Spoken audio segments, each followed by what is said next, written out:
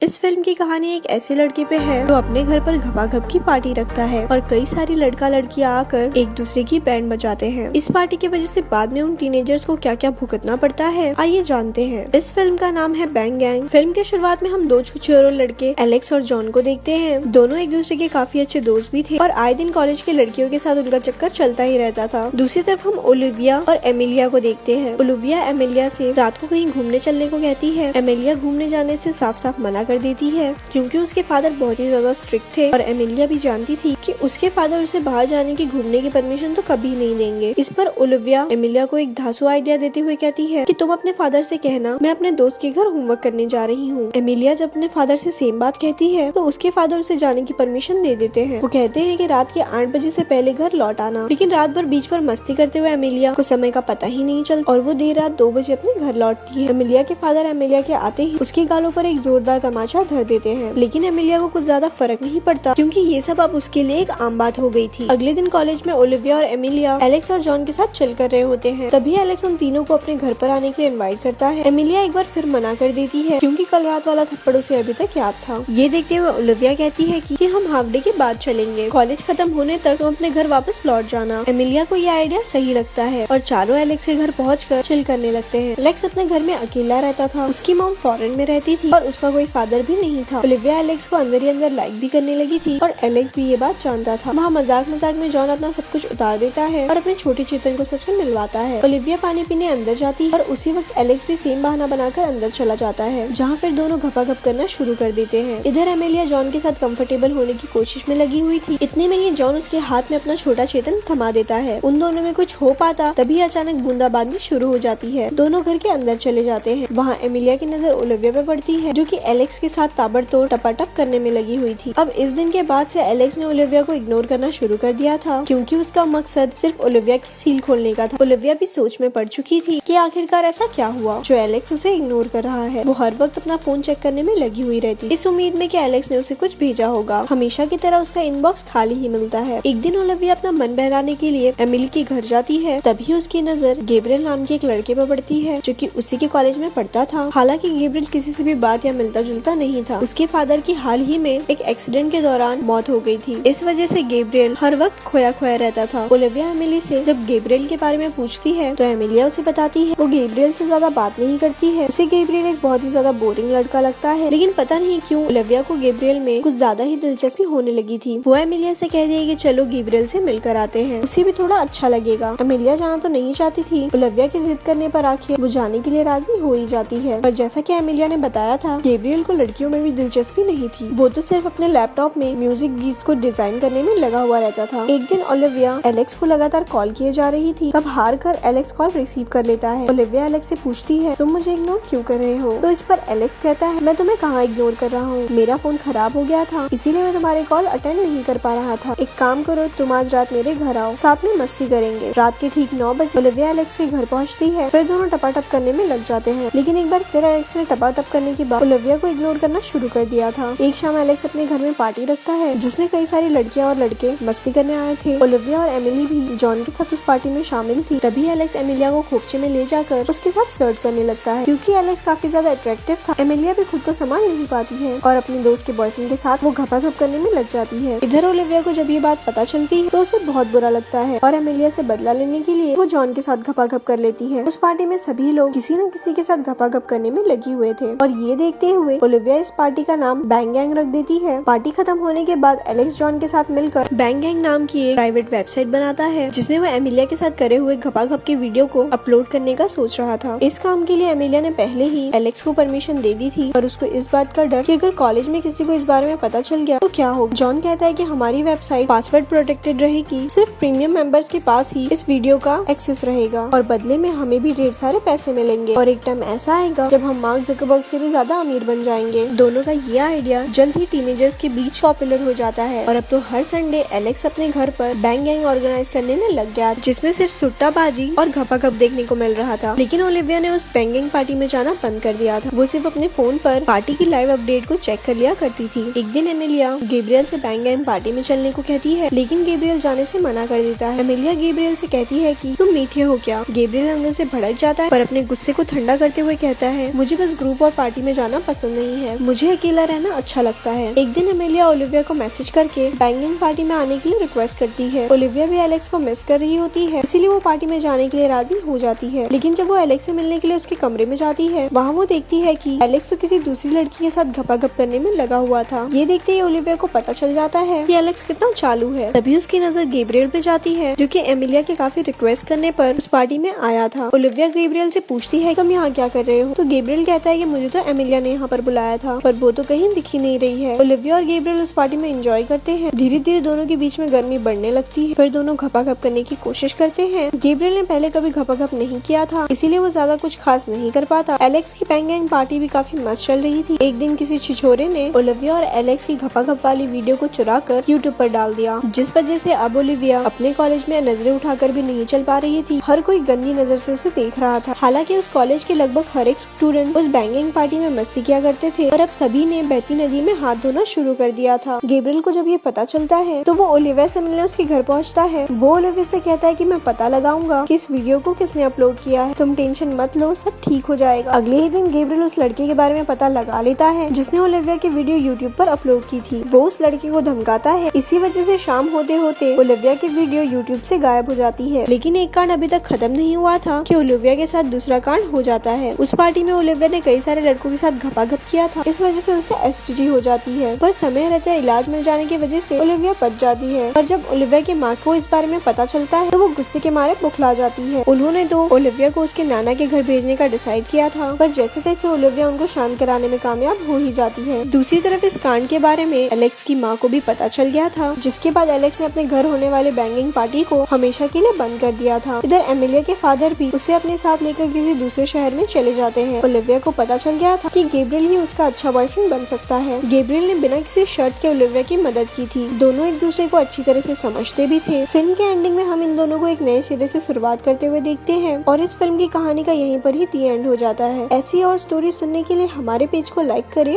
धन्यवाद।